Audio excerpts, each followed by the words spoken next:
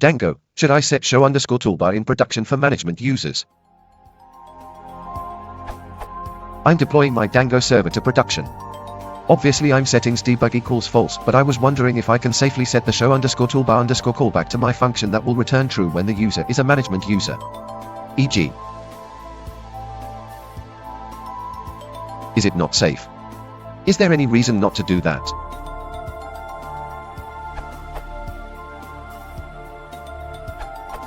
There are a couple of reasons why this is still risky. You're making a lot of configuration information visible to users. If one of those admin accounts gets compromised, then an attacker would have access to a lot of very useful low-level information about your server configuration. Debug toolbar uses AJAX views to serve the debug information.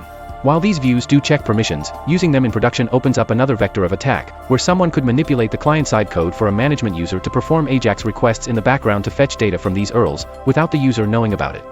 Both of these risks require other things to go wrong. It's a question of how much you value defense in depth. If you want to support the channel, please consider liking and subscribing.